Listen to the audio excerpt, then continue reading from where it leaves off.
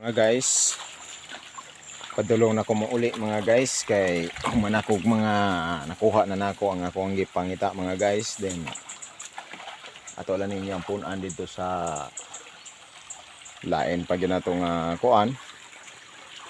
Punan lang niya nato ni dito mga guys.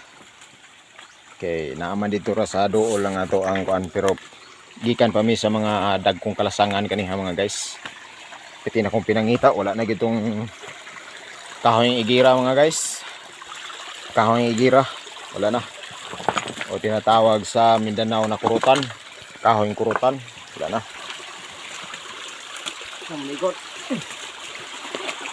Naagi ni diri mga guys, oh. Punta.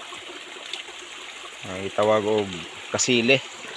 Ata diri mga kasili mga guys. Natay gamay busay-busay diri, oh. Naagi ni diri mga guys. Mauli na to. Kaya nakuha naman namo ang among gipangita mga guys. So mamauli na me. At ang lisuda ning among alagianan diri. Pa ako pahoy. Pati lisuda among alagianan mga guys. Pero kaya ra. Kauban din ako ni si kuan mga guys. Are Ay bukong kadaghang bukong. si Amamaylan. Amamaylan ni mga guys, masayaw ni bagagot.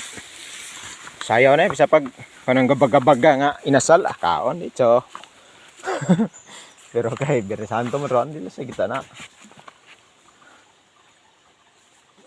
So mo uli na ta mga guys. Okay.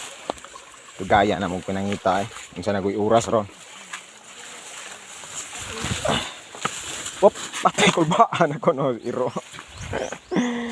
Focus kayo, masyadong focus. Baka matuklaw tayo ng ahas dito mga guys. Pero ang ahas, delikado yung tao na maging